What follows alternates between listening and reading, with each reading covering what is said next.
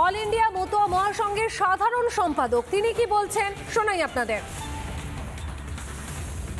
আমাদের ডিমান্ড ছিল উনি যেহেতু বনগাঁয় আসছেন, চাঁদপাড়া পর্যন্ত আসবেন।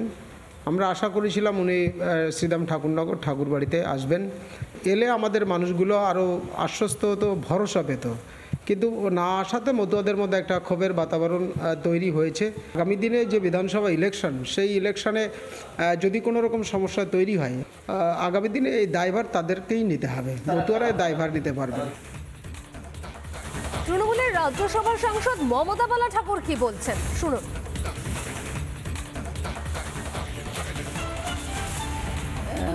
যখনই এসছে তখন ঠাকুরবাড়িতে এসছে এবং উনি হয়তো এই মুহূর্তে না আসলেও উনি একটা আশ্বাস দিয়েছে যে উনি আগামীতে ঠাকুরবাড়িতে আসবে। তো আমরা চাই যে ঠাকুরবাড়িতে আসলে আমরা মত ধর্মের মানুষ যারা আমরা প্রচণ্ড খুশি, অথবা একটা অভিভাবক, আমরা আগামীতে আশাবাদী। এর পরে আবার সামনে ইলেকশন, আমরা আশাবাদী দিদি এখানে আসবে।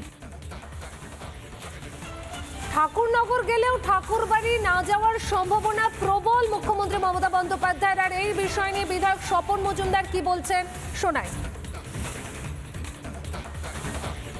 মুখ্যমন্ত্রী মমতা ব্যানার্জি ঠাকুরবাড়িতে যাওয়ার কোনো মুখ নেই তার, যেহেতু একটা সময় মুখ্যমন্ত্রী ভোটের লোভে মতুয়াদের পাশে অনেক মিথ্যা প্রতিশ্রুতি দিয়েছিল, সেই প্রতিশ্রুতি পালন করেননি।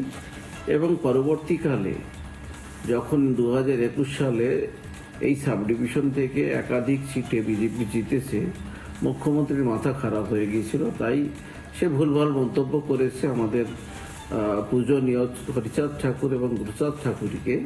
এখন কোন মুখ নিয়ে সে ঠাকুর বাড়ি যাবে? তাই হয়তো সে মুখ লুকানোর জন্য লজ্জা ঘৃণায় সেই ঠাকুর বাড়ি যেতে পারছে না। মতুয়ারা তার জবাব 2026 সালে দেবে। আমরা ফোনে কথা বলেছিলাম বিজেপি বিধায়ক সুব্রত ঠাকুর এবং অসীম সরকারের সঙ্গে, তাদের কি প্রতিক্রিয়া শোনাই আপনাদের।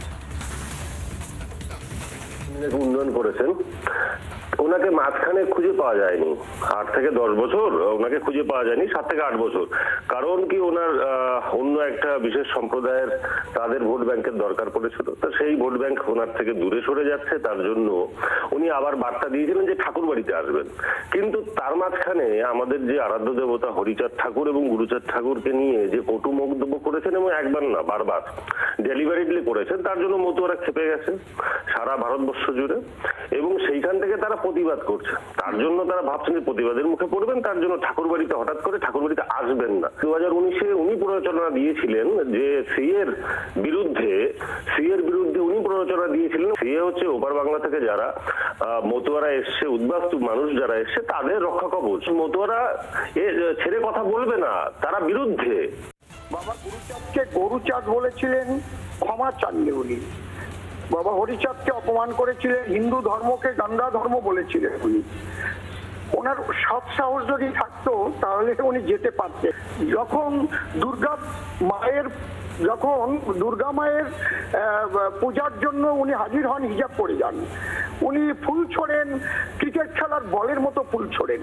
এই জন্য ঠাকুর বাড়িতে যাওয়ার ওনার কোন রকম সাহসিকতা উনি দেখাতে পারবেন না, এবং উনি নিজেই নিজের কাছে হেয় হয়ে যাবেন। আমি নিজে প্রশ্ন করবো ওনাকে, আপনি ঠাকুর বাড়ি এসেছেন, বড় মা বিনা পানি দেবী আমাদের নাগরিকত্বের জন্য তিনি লড়াই করেছিলেন, যার জন্য সিএ হয়েছিল, আপনি সেই সিএর বিরোধিতা করেছিলেন কেন?